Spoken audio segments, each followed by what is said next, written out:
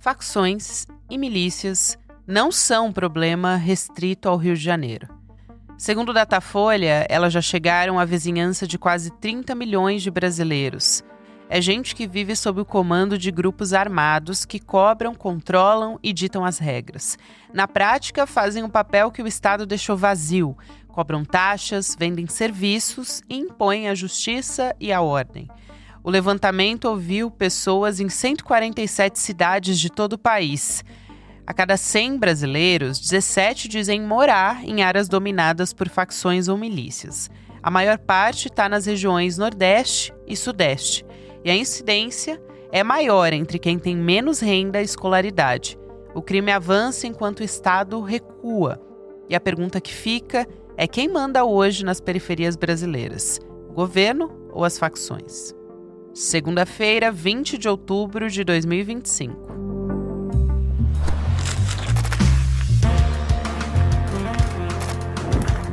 Sou Gabriela Varela, esse é o podcast aqui mais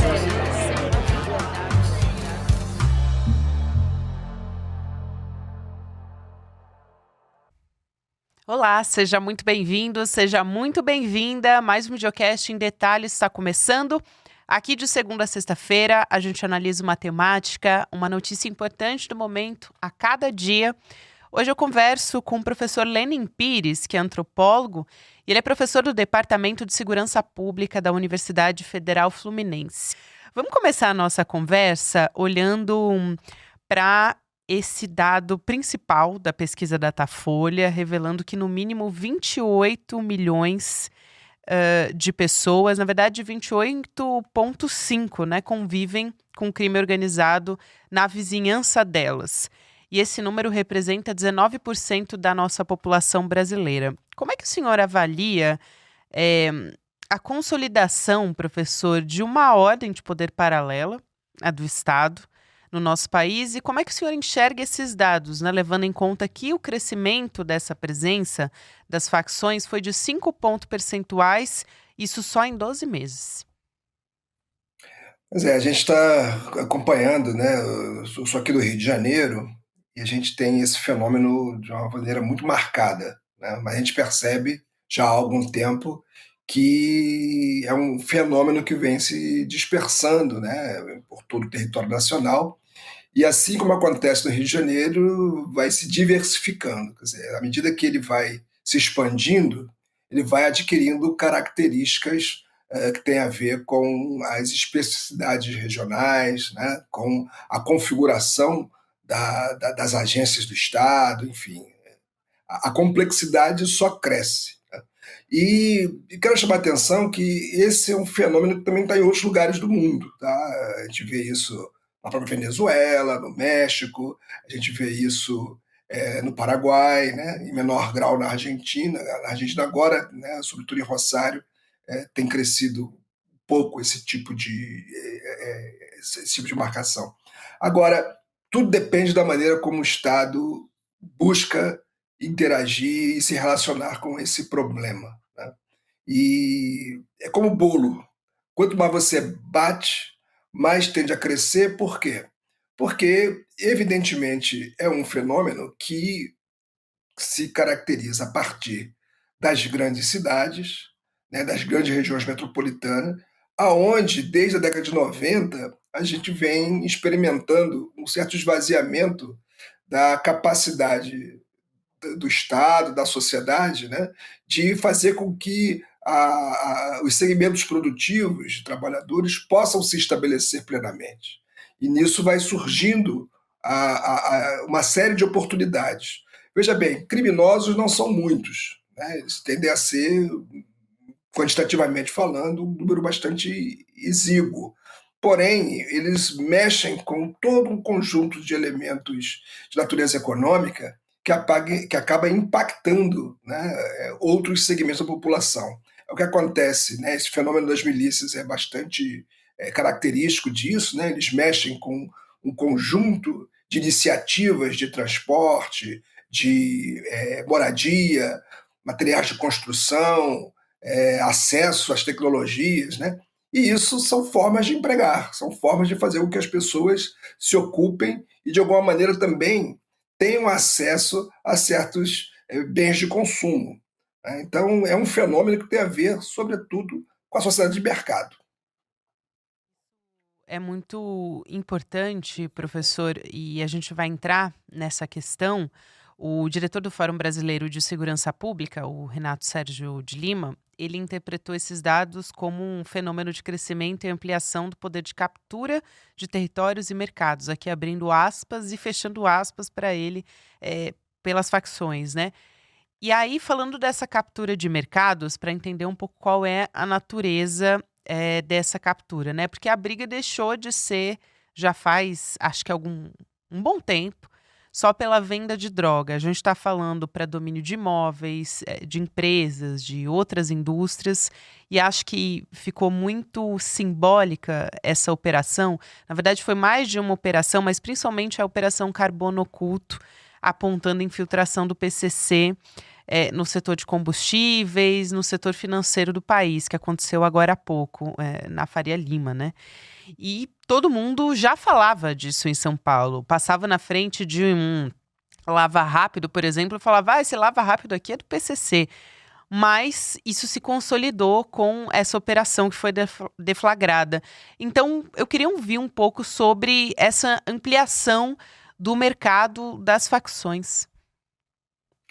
Pois a medida é um fenômeno fundamentalmente do chamado sistema capitalista, né? Porque começa-se com negócios ilegais, né, ilícitos especificamente, e pouco a pouco, em um território específico, ele vai se diversificando para outras mercadorias. Né? Aí não são mais só mercadorias ilícitas, vai também contribuindo para estabelecer pequenos negócios, aí que eu chamei a atenção, vai dando oportunidade para pessoas que não necessariamente são do mundo do crime, mas em função das iniciativas privadas do mundo do crime, né, vai conseguindo se estabelecer num, num segmento e no âmbito da região metropolitana, coisa que o Estado não garante, coisa que as empresas de crédito também não garantem. Então você vai construindo, não é só o poder paralelo, né? Você vai construindo de forma paralela uma série de iniciativas que são responsáveis por fazer uma conexão de segmentos que são excluídos dos processos inerentes ao mercado, né? E acho que a questão fundamental aí é a gente pensar o direito à propriedade, pensar o direito, né, o acesso à moradia. Acho que esse é um logórdio, né, porque, pelo menos no Rio de Janeiro, o fenômeno da favelização contribuiu muito para que esses grupos armados pudessem se estabelecer, né, primeiro com o tráfico de drogas e aí para essa versão mais aprimorada das milícias, e em função desse interesse das pessoas em viverem na cidade, que é um lugar de oportunidades, um lugar onde, né, você tem acesso aos transportes públicos, a equipamentos públicos de saúde, educação, né, as pessoas querem viver por conta disso, querem viver bem e melhor, acaba que, a partir dos ilegalismos, como a gente costuma dizer, elas têm a possibilidade de ter esse acesso. Né? Então, nem o Estado tem garantido às pessoas esse acesso digno à moradia, nem tampouco as empresas de crédito, né, bancos e etc. Falta política pública nessa área e tudo mais vai se conectando. O transporte público, né, a questão da energética, com o do bujão de gás, enfim. Tem uma série de elementos que vai se encadeando e vai, né, permitindo que as pessoas acabem se inserindo na sociedade e o crime organizado, por assim dizer, é um catalisador disso. Perfeito. E aí eu queria olhar também, professor, pensando no ponto de vista dos moradores, né? Para ser bastante didática aqui, com o que essas pessoas estão convivendo, porque a pesquisa até chama atenção para alguns dados. Então, alguns indicadores para materializar essa presença na vida dos cidadãos. Tem, por exemplo, 1 em cada 4 entrevistados em áreas com presença de crime relata conhecer cemitério clandestino. 4 em cada 10 dizem encontrar Cracolândia nos seus trajetos diários. Então, é uma naturalização do crime também que acontece no meio de tudo isso, né? Por exemplo, as milícias. Os cidadãos acabam convivendo com chantagens também, então tem maneiras de extorquir esses pequenos comerciantes locais nessas regiões, etc. O que isso, na prática, impõe ao cotidiano desses territórios e qual é o fenômeno psicossocial que isso gera nessa comunidade também, né, professor? A gente tem de tudo, né? Você tem diferentes perfis de criminosos que vão, de certa forma, patrocinar, em última instância, a violência. Então, essas pessoas, a gente não pode titubear. Elas estão submetidas à possibilidade do uso extremo da força, né? Você pode ter um criminoso mais ou menos carismático, um ou outro que tem uma história de vida que as pessoas, né, conhecem, porque conheceu a família, etc. Mas eles estão nesse ambiente, eles estão nessa posição para garantir, né, os seus interesses mediante o uso da força, né, das mais variadas maneiras. Então as pessoas acabam convivendo com coerção, com ameaça, com chantagem, né, e com uma certa imprevisibilidade nesse sentido, né? É absolutamente imprevisível. Agora, veja bem, na nossa sociedade, também lidar com o chamado Estado, com as agências, né, que de certa forma estão instituídas, também lidar com a imprevisibilidade, né, com a imprevisibilidade da lei, com a imprevisibilidade da forma como a polícia vai atuar, com a imprevisibilidade da justiça, né, no tocante a fazer justiça, aos julgamentos que podem ser feitos dependendo do status da pessoa, ou seja, a nossa desigualdade que está estruturada e é estruturante leva a que as pessoas escolham qual o tipo de imprevisibilidade ela quer viver, né? E aí eu volto a esse ponto. Não há a maneira dela se inserir, né, num contexto social onde tem uma certa ausência desse ator responsável pela violência, pela coerção, né, e possa optar por outros atores que vão fazer isso. Nós vivemos numa sociedade onde a polícia ela não tem nenhum interesse em fazer um aceno à cidadania, à sociedade, né, e ter um relacionamento civilizado.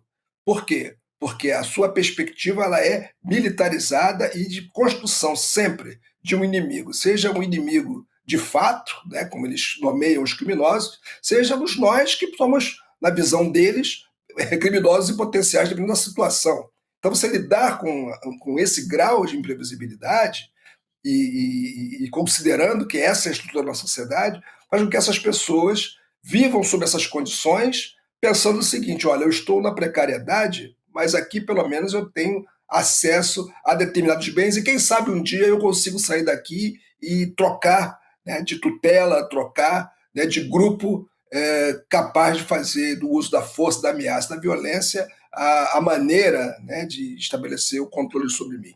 Então a gente tem esse aspecto para pensar, né? Pensar que não é que nós estamos no melhor dos mundos quando nós estamos fora da favela, fora dos territórios, né, que estão organizados a partir do controle de grupos armados, né? Mas é que ali a violência ela é uma violência de fato, e o que é pior, muitas vezes uma violência que não será objeto do interesse das instituições formais, né? Haja vista a nossa capacidade de elucidação de crimes, mesmo homicídios, há capitais, né, como São Paulo, por exemplo, que tem uma característica um pouco melhor de elucidação de homicídios, mas não é de 100%, quando deveria ser, né, para proteger a vida, e você tem outros estados, né, que é menos de 10%. Então, no contexto desse, né, fica muito difícil as pessoas acharem que a vida pode ser previsível e que a vida realmente é um valor social, um valor que inclusive seja garantido e resguardado pelo Estado. Sem dúvida, professor. Aliás, essa questão da elucidação dos crimes foi um tema aqui de um episódio muito recente do Em Detalhes e eu recomendo que as pessoas ouçam também, bastante focado nisso, porque é um fenômeno também que acaba minando a confiança das pessoas nas instituições, né? Porque ela vai recorrer a quem, no fim das contas. Então, até olhando um pouco para abordagem de violência da polícia militar, porque é um dado que essa pesquisa traz, 16% dos entrevistados já presenciaram abordagens violentas da PM. A violência estatal também é uma realidade nesses territórios, né? E a estratégia de segurança é uma estratégia que não é baseada em evidência científica, no fim das contas, né? Prisão em massa, então aquela prisão que não no caso, é uma prisão quantitativa, né, e não qualitativa, não compromete a estrutura do crime organizado, como é que ele funciona. Como é que o senhor enxerga essa questão, né? Como é que a gente muda também essa mentalidade? Porque parece que tudo está construído numa série de mitos. Então a gente fala de a polícia ostensiva, mas também não é comprovado que a polícia estar ali, a pessoa se sente mais segura, mas a polícia está ali, de fato, não vai, enfim, deixar essa comunidade mais segura em algumas determinadas regiões. Então, como é que se desconstrói isso? Aliás, depois a gente vai passar para uma outra etapa, que é como os políticos, né, também se apropriam desses mitos, vira até slogan de campanha política e por aí vai. Zé, temos duas questões para tratar aqui. Primeiro, para retomar um pouco o ponto anterior, essas dinâmicas, né, econômicas que esses grupos armados e violentos são capazes de promover a partir de um certo território, como estamos no sistema capitalista, isso tende, evidentemente, a acumular riqueza e, como é próprio do capitalismo, né, diversificar essa riqueza. Então você tem o fenômeno recente, pelo menos descoberto recentemente, de que esse processo de lavagem de dinheiro chegou na chamada Faria Lima, né, em grupos econômicos estabelecidos, legalmente instituídos. Por quê? Porque, evidentemente, há ali uma oportunidade de negócio. Né, e isso é o capitalismo na raiz, né, da sua concepção. Bom, nós temos então a polícia que não é uma só, né? Vamos falar no plural, as polícias. Segundo a Constituição Federal, né, no âmbito dos estados, se configuram como polícia militar e polícia civil. Uma responsável pelo trabalho ostensivo, a outra por contribuir com o processo de construção de verdade judiciária.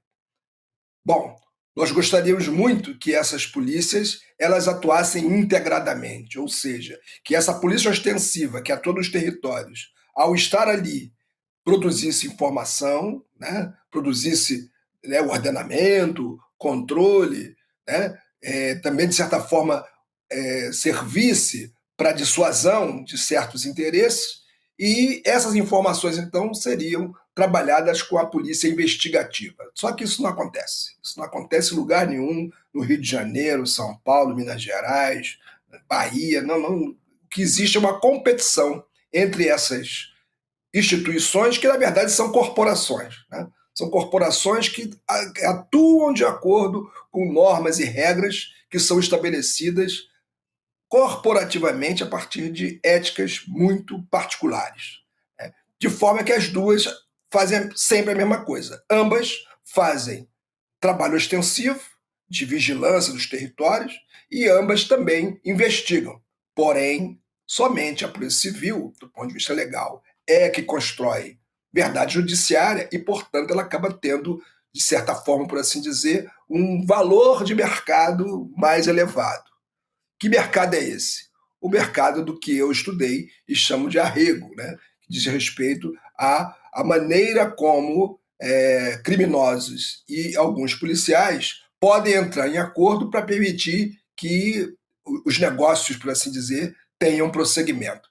Isso acontece, né, em todo o país, envolve todas as polícias. É uma coisa de difícil solução, porque as corregedorias elas também não têm, muitas vezes, a legitimidade nem a capacidade tecnológica, capacidade de enfrentar esse tipo de situação, o que contribui muito para o fenômeno do crime prosperar, né? Ou seja, é mais um elemento de natureza econômica, né? E isso tem uma razão de ser, tem uma razão de ser no sentido do funcionamento dessas corporações em paralelo àquilo que o Estado estabelece como orçamento, como finança e etc. Né? Então, esse fenômeno também é bastante de uma grande complexidade nele, né? E que não tem despertado o devido interesse dos ministérios públicos, a quem cabe controlar a atuação da polícia, e muito pouco também para a magistratura, para os juízes. Pelo contrário, a gente muitas vezes vê, por exemplo, um policial que atua num certo território e que tem, sei lá, 30 ou 40 homicídios, né, os chamados as mortes, né, por intervenção policial. Né? Muitas vezes as pessoas têm 30, têm 20, têm 40 e elas passam pelo sistema de justiça e os magistrados, né, as autoridades do judiciário não entendem que esse sujeito é parte dessa economia perversa, essa economia que faz da morte, né, uma mercadoria, né, a ser negociada nesses processos. Até chegar o momento, evidentemente, em que o crime está tão poderoso, que consegue, como acontece com o jogo do bicho no Rio de Janeiro. Né? Você tem policiais que fazem parte da custódia, né, desses chamados banqueiros do bicho. Então a gente tem realmente, assim, no Brasil, muito embora seja um fenômeno internacional e tudo mais, mas o Brasil tem características muito particulares e que mereceriam uma maior atenção das autoridades do Poder Judiciário e do Ministério Público, inclusive fazendo uma crítica, né, à sua maneira pouco feliz de não perceber a profundidade do problema. O grande risco dessa ordem institucional, vamos dizer assim, ser capturada pelo crime, se é que já não foi em alguns casos, em determinadas regiões, em alguns contextos específicos, né? Mas utilizando, por exemplo, o financiamento de campanha eleitoral, de político vinculado à facção criminosa, a milícias, né, professor? Então, a gente vê que esses tentáculos estão penetrando na política e nas instituições. A gente chegou, eu te pergunto, em um ponto que isso está se tornando irreversível para a governabilidade, para a gente continuar com a nossa democracia, e que tipo de políticas que poderiam ser duradouras, de coordenação, de competências, para que a gente restaurasse a ordem estatal onde o crime se consolidou, né? Porque são diversos lugares. Eu acho que o livro do Bruno Paes Manso, República das Milícias, mostra isso muito bem. Mas esse debate também foi capturado, de certa maneira, pela extrema-direita. A gente vê isso muito forte no Congresso Nacional, na apresentação de projetos de segurança pública, que no fim das contas não vão resolver em nada o problema que essas pessoas estão vivendo, né? Além de ser muitas vezes uma proposta hipócrita, né? Isso. Porque mira, né, em determinados segmentos criminosos e não percebe os criminosos que estão ao seu lado, né? Do ponto de vista da maneira, inclusive muitas vezes lidando com o próprio tráfico de drogas, por exemplo. Né? Afinal de contas, nós temos notícias de fazendas, né, de aviões, né, pertencentes a pessoas que inclusive já passaram pelo Congresso Nacional, né, por posições importantes, sobrinhos de pessoas poderosas, que parecem, né, segundo a investigação da Polícia Federal, estar alinhado com esse tipo de conduta, com esse tipo de oportunidade de negócio. Né?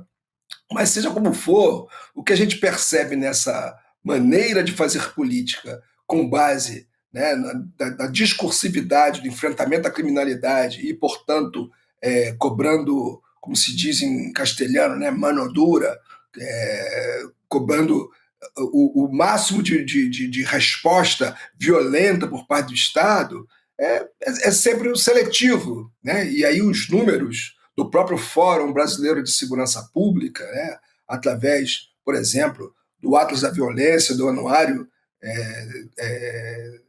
da Segurança no Brasil, chama a atenção que a maioria das pessoas que estão presas ou que são mortas nas dinâmicas criminosas ou por atuação do Estado, né, chamadas homicídio decorrente de intervenção policial, são pretas e pardas, né, da ordem de 70% a 80%. Né?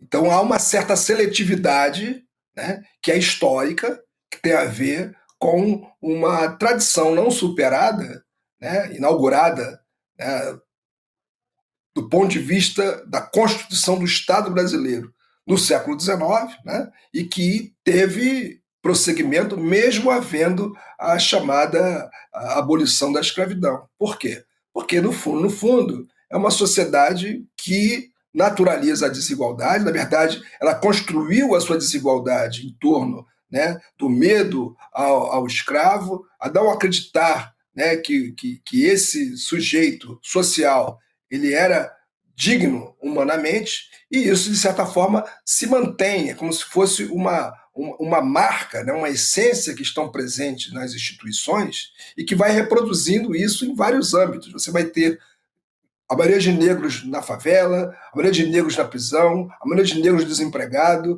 a maioria de negros, né, como pedinte nas ruas, e isso numa escala, né, que se você não é negro, você é pardo, você é nordestino, você sempre vai ser objeto da suspeição, objeto da desconsideração e, por isso mesmo, da violência. Né? Então, esses atores que têm essa discursividade para fazer, né, da intolerância uma bandeira política, tem o seu alvo, não é qualquer alvo. Né? É um alvo que vem sendo escolhido já há pelo menos 3 séculos, né? E que marcam de forma indelével as instituições do Brasil.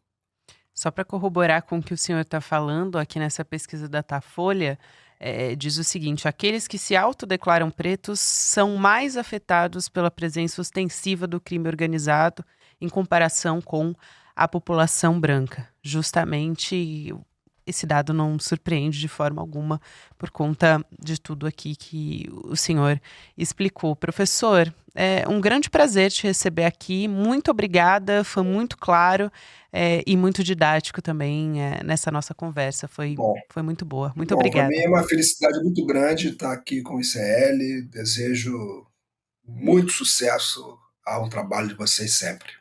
Igualmente, professor. E até uma próxima oportunidade, eu espero. Obrigada, até mais. Obrigado. Tchau, tchau. Aproveito para te convidar para mais uma aula magna do nosso professor sociólogo Gessé Souza. A aula O Fim da Esquerda vai acontecer aqui no ICL, online, de forma gratuita, na quinta-feira, dia 30 de outubro, às 8 horas da noite. Então, fica o convite para você participar. A gente vai questionar, o professor Gessé vai questionar os rumos da esquerda para entender o Brasil daqui para frente, do ponto de vista da política, das classes sociais também. Então, deixa o seu e-mail em detalhesicl.com.br para participar desse debate. Vale muito a pena, lembrando que é de graça e você acompanha de forma online, remota, garante a sua vaga. Agora tem o Mercado Investimentos, depois o Rolê ICL, e você pode ouvir o Em Detalhes em qualquer momento do seu dia nas plataformas de áudio. Tem conteúdo novo de segunda a sexta-feira. Amanhã a gente está de volta. Tchau, tchau. A esquerda... Pois é, você ouviu um...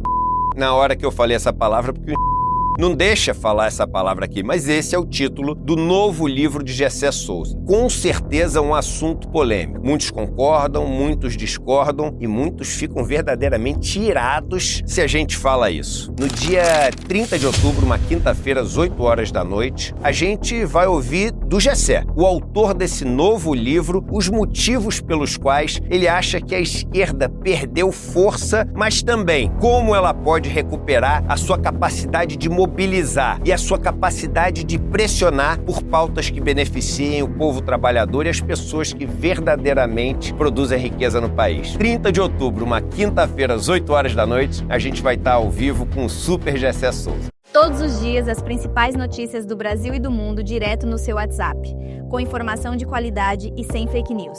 Escaneie agora o QR Code e entre para o canal do ICL Notícias. Informação que importa onde você estiver.